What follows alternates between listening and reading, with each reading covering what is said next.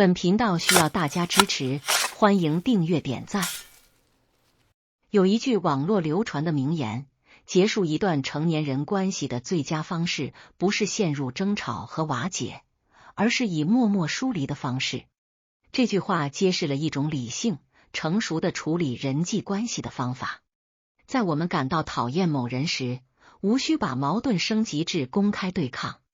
明智的态度是，即便我们已经看透某人的问题，也可以选择保持沉默。通过看透而不说透，以及看穿而不揭穿，我们不仅留给他人面子，还保护了自己的舒适和尊严。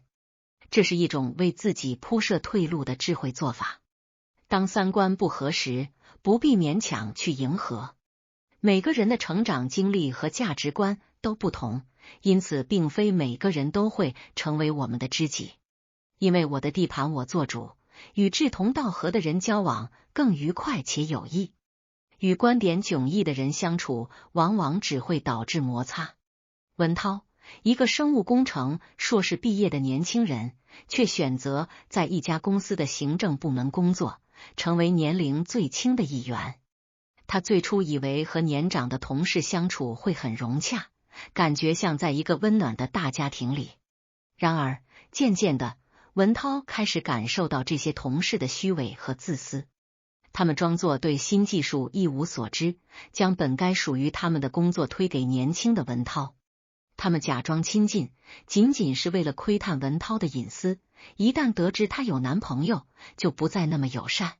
他们总是拖延工作，使工作任务变得更加复杂。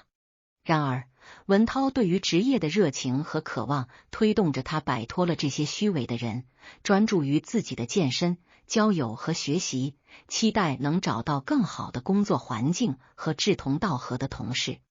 在层次不同的情况下，不必纠缠不清。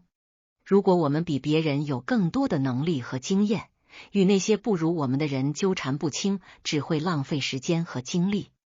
聪明的选择是避免不必要的争论，而是将精力集中在更有价值的事情上。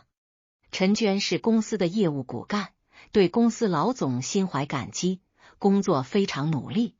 然而，他的上司在业务能力上非常欠缺，只擅长制造问题。陈娟之前错误地认为上司之所以能升职，是因为专业技能优秀，所以他对上司极为敬畏，花费了很多时间改进自己的工作，以期获得上司的认可。但随着时间的推移，他逐渐认识到上司的真实面貌，发现上司总是挑剔他的工作，而且只关注次要的事情。陈娟最终明白，他只是一个找茬的人，而不是能够引导他前进的人。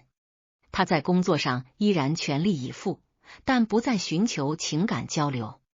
无论工作是好是坏，他都做到提前预料好。不要与不懂的人或无法攀援的人争论。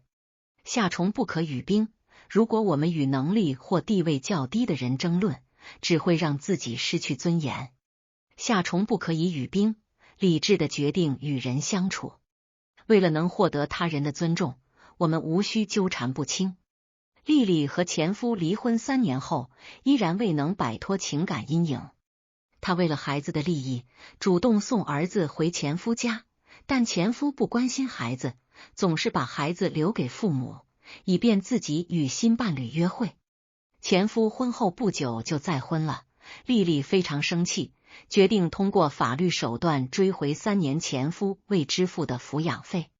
然而，此举导致前夫更加冷漠，而孩子成为受害者。家人和朋友都劝丽丽不要纠缠，因为前夫明显想要找茬。最终，丽丽坚定地决定不再送儿子回前夫家，前夫才重新联系并要求见儿子。这次，丽丽制定了明确的规则，如果前夫不遵守，就不会见孩子。通过坚定的立场，丽丽赢得了尊重，并为她和儿子的新生活铺平了道路。最后，对于那些轻视你的人，不必计较，要保持冷静，不与他们争吵，因为一旦升级矛盾，你可能会成为过错的一方。以智慧和成熟来应对，不必放纵自己，保持高尚的行为，是最聪明的选择。